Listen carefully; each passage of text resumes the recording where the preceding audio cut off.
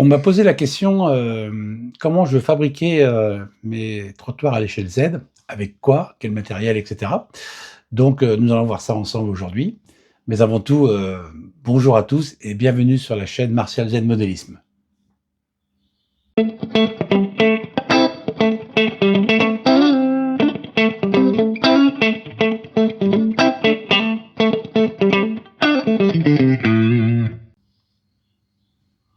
Alors pour faire mes trottoirs, j'utilise, de l'Evergreen, ici, en plaque, hein, qui fait donc 1 millimètre d'épaisseur. Alors pourquoi 1 millimètre d'épaisseur? Parce que j'ai mesuré en moyenne les trottoirs, hein, c'est une moyenne, font entre 20 et 25 centimètres de hauteur et même ouais, enfin, en général c'est 25 centimètres à peu près.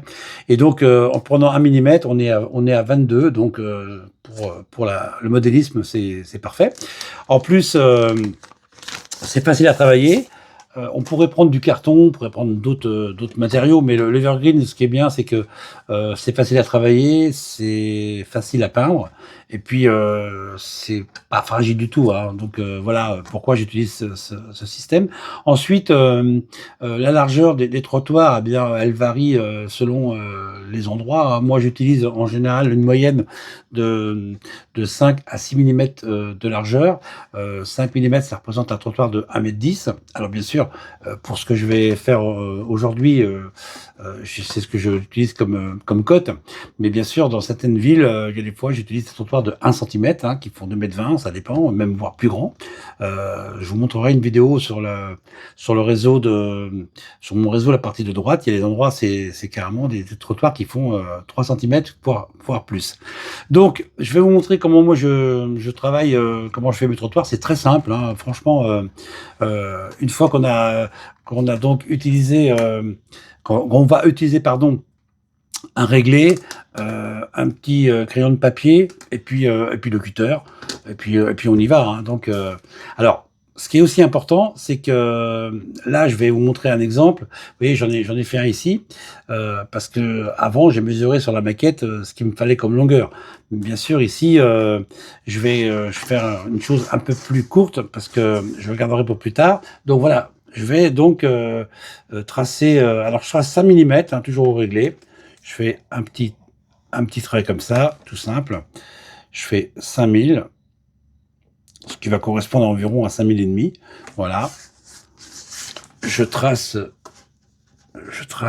comme ça. Alors, je trace pas au crayon de papier, ça sert à rien. Je prends juste mon crayon, mon stylo, mes lunettes, pardon, aussi, également. Alors, voilà, je mets mon réglé, et puis je prends mon cutter, et je donne un petit coup de cutter pour tracer. Alors, je le redis, hein, ça m'arrive même fois de faire des petites erreurs également, mais essayez de couper dans le sens inverse pour pas rayer le trottoir. Mais là, si vous y allez tout doucement, ça se passe en général très bien. Voilà.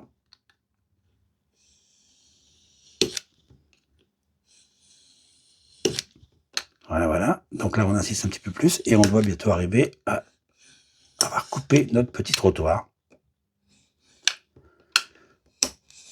Voilà.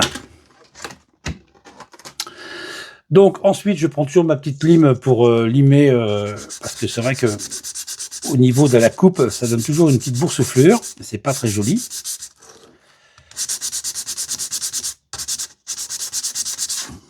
Voilà ce qu'on obtient comme petit morceau. Alors, ce que je fais moi ce que je fais souvent, c'est j'arrondis un petit peu. On a du mal à voir. Voilà, j'arrondis un petit peu ici parce qu'il y a un certain angle de rue. Mais là, en l'occurrence, sur la démonstration, je vais pas le faire parce que je vais garder un trottoir droit, hein, parce que je sais pas où il va aller, mais enfin, il va me servir sur le réseau, il n'y a pas de souci, mais je préfère regrouper, etc. Donc ensuite, ce que je fais, c'est que alors, je relime bien comme il faut parce que c'est important. Voilà. Je prends donc mon réglé et je me mets à environ. Alors c'est pas environ, hein, il faut calculer. Alors c'est vrai qu'à l'œil, on finit par y arriver. Voilà, je me mets donc environ 1 millimètre de bordure. Je donne un petit coup de cutter, tout doucement. Voilà, comme ça. Sans couper complètement, hein, surtout pas. Voilà. Alors, on obtient, bien sûr, je vais essayer d'éclairer un peu mieux parce que c'est pas évident. Voilà, on obtient un petit trait, tout bêtement. Enfin, je vous montrerai tout à l'heure plus au jour. Et ensuite, de ce petit trait, je fais je raye environ tous les 2000, 3000 à peu près. Hein, c'est ce qui va me permettre de faire les bordures de trottoir. Alors, on y va. Voilà. Voilà ce que ça représente. Hop là. Je vous montrerai en gros plan tout à l'heure.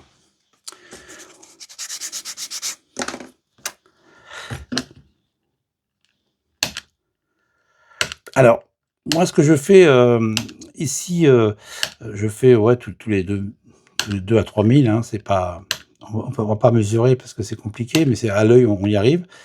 Voilà. Alors, là, on va supposer qu'à un certain endroit, il va y avoir, pardon, j'ai du mal ce matin, il va y avoir une ouverture d'un portail ou d'une entreprise, etc. Donc, à cet endroit-là, je donne un petit coup de cutter.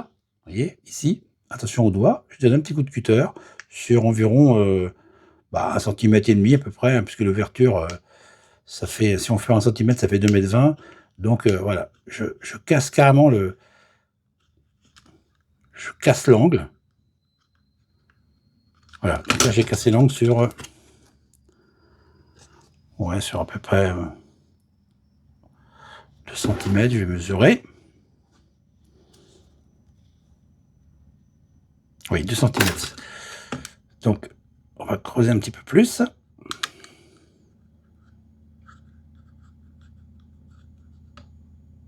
Voilà. Et ensuite, je lime un petit peu pour arrondir complètement. Sachant que cette lime fait 2 cm, donc on est à peu près bon. Ça fait un portail de 4 mètres, 4,40 m. Parce que le passage des camions, il faut que le trottoir soit un peu plus petit, plus creux. Voilà. Alors c'est pareil, je vous montrerai plus en gros plan. Là, c'est juste pour vous montrer comment je réalise ce petit chose. Alors oui, c'est vraiment très simple. Hein. Je dirais que c'est à la portée de tout le monde. Là, c'est vraiment.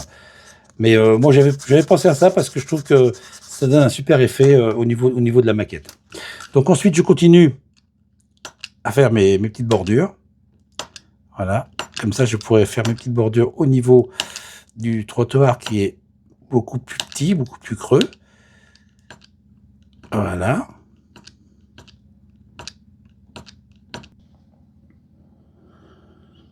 Alors j'ai donc fini de faire mes bordures. J'ai encore limé un petit peu plus la partie qui va permettre d'entrer au niveau des véhicules. Et puis j'ai regardé sur la maquette où je vais pouvoir l'installer. Donc voilà pourquoi ce qui est important, c'est que cette partie ici va être la partie finale qui va donc en campagne. Donc ce que je fais, c'est que je donne un petit coup de cutter légèrement en biais. C'est la fin du trottoir. Hein, voilà. Et puis je donne un petit coup de lime. Je l'abîme un petit peu. Je casse un peu les angles pour voilà. C'est la fin du trottoir. Voilà ce que ça donne. Voilà, je casse un petit peu les angles. Petit coup de lime. Voilà. Ici aussi.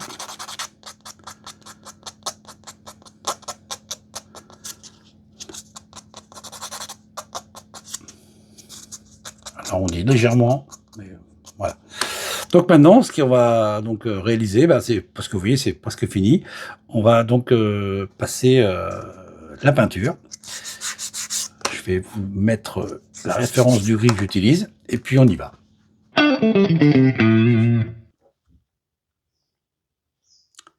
Alors pour la peinture de mes trottoirs, j'utilise un gris, toujours de chez Valero, mais bon, je fais pas de pub pour vous connaissez, ceux qui me suivent, voilà, j'utilise cette peinture. Donc c'est la référence 70 986. C'est un gris qui est assez sympa parce que il est pas trop foncé, mais il a un peu nuance béton et il est assez sympa. Donc voilà, je vais peindre mon petit bout de trottoir. Alors, voilà, par contre, il faut faire attention au niveau de la peinture, surtout en ce moment. Comme il fait très chaud, moi j'utilise un tout petit peu d'eau et je mouille légèrement la pointe de mon pinceau. Voilà, je je touille un petit peu, c'est qu'à le dire, parce que si on va, ça va être trop rapide au niveau de que ça va sécher trop rapidement, donc voilà. Moi, la première couche, je la fais donc comme ça. Ça permet de pouvoir teinter une première fois et on finira après avec la peinture, beaucoup plus dense. Vous voyez, c'est très rapide, hein, c'est vraiment quelque chose, puis en plus sur un réseau, ça moi je trouve que ça fait super sympa de faire des beaux trottoirs, c'est important. Au niveau de quand on utilise, bah, ces camions ou ces voitures, ces personnages, c'est quand même assez sympa. Alors par contre, c'est vrai que, il y a toujours un petit rebord par rapport, à la partie du sol ici, mais quand vous mettez un tout petit peu de matière, soit du sable, soit de l'herbe et cetera, bon, bah, ça bien sûr ça le petit millimètre, il disparaît très vite, hein. Donc là, je laisse un petit peu sécher, ça peut sécher rapidement, il fait très chaud. Voilà. Et puis, même, je dirais qu'on pourrait presque le laisser en une 1re couche parce que ça fait des rayures, c'est pas net, c'est pas net du tout, mais ça permet de se dire: «Bah, ouais, effectivement, mon trottoir, il est un peu abîmé, il est sale». Alors après, bien sûr, vous pouvez toujours le patiner, hein, mais je pense quand même que moi, je vais pas laisser comme ça, je vais leur donner un petit coup quand même parce que c'est je préfère le patiner après, surtout qu'il y aura donc l'entrée de véhicules. Alors, on se salit un petit peu les doigts, mais c'est pas très grave, c'est déjà sec, hein, ça va. Il fait très chaud. Voilà.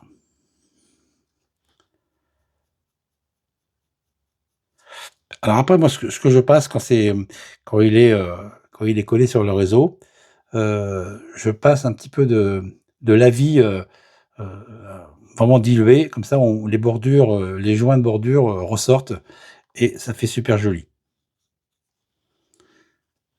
Voilà. Voilà mon petit trottoir. Vous voyez, c'est super facile et puis, c'est pas long à faire, quoi. Ah oui, ça faut éviter. Voilà. Bon, ça va que mon tapis a été essuyé avant, il y a pas de poussière, donc on laisse sécher et puis je vais vous montrer où je le mets sur le réseau. J'ai donc mis une deuxième couche de gris sur le trottoir. Là, c'est bien sûr, là, c'est le trottoir qui est très long, hein, que j'avais, alors par contre, je mets une deuxième couche que sur la partie, c'est la partie plane qui est donc ici. Parce que sur le partie, des bordures, je laisse un petit peu comme ça, un petit peu sale, abîmé et cetera. Avec le lavis, ça ressort, super bien. Et puis, celui que j'ai fait, pour vous montrer, bah, voilà, il est donc ici, alors, avec un atelier qui est juste en construction, hein, il n'est pas fini. Donc voilà un petit peu, la partie de mes trottoirs il y en a d'autres, hein, il y en a d'autres, un ici qui va arriver donc ici, qui est à faire, enfin toute cette partie-là et puis, partie de la gare. Donc je vais vous montrer aussi également la largeur d'autres trottoirs. Vous voyez donc ici, sur la partie, droite du réseau, les, heu, les trottoirs sont, pratiquement à la même dimension, hein. Ils sont ici à 6 millimètres. Alors bien sûr, ils sont un petit peu plus sales, hein, c'est la patine, hein, par rapport à ce que vous avez vu. Mais ça, c'est au choix de chacun et voilà. Et puis, au niveau du village, les trottoirs sont peints, un petit peu plus clairs, mais vous voyez, beaucoup plus grands, hein. Là, ils font, ici, de faire pratiquement 2 centimètres de largeur, parce qu'il y a la gare et cetera. En face, ils sont un petit peu plus courts, ils doivent faire, 1 centimètre et demi. Vous voyez, après on triche, hein, c'est une question de goût, d'emplacement et puis de relief, hein. Donc voilà, ce que l'on peut faire avec de l'evergreen.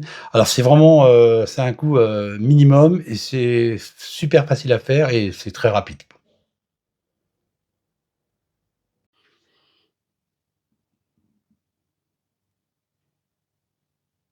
Alors pourquoi aussi j'utilise, de l'Evergreen pour faire mes trottoirs? C'est que c'est une expérience, toute bête, mais le premier que j'avais réalisé sur ce réseau, au niveau de la gare, je l'ai réalisé en d'éperon de 1 millimètre, hein. Bah, maintenant d'ailleurs on n'en trouve plus du 1 millimètre, mais à l'époque j'en avais encore et je trouvais que c'était super sympa parce qu'on peut le travailler, facilement, ça se ponce très bien et tout. Mais, l'inconvénient, c'est qu'on ne peut pas coller de personnages, à la Ciano. Donc il faut y penser. C'est pour ça que maintenant j'utilise, mes trottoirs, en evergreen de 1 millimètre et je suis pas embêté. Pensez-y. Cette vidéo, se termine. J'espère qu'elle vous a plu et puis qu'elle vous donne envie de faire de jolis, trottoirs, donc n'hésitez pas et puis, je me répète, si vous avez toujours des questions, bah, justement, la preuve, hein, c'est toujours intéressant ça me permet de faire des vidéos puis de vous faire voir ce que je fais. Donc, je vous souhaite à tous une bonne fin de semaine, une bonne fin de journée et puis, salut, à la prochaine fois.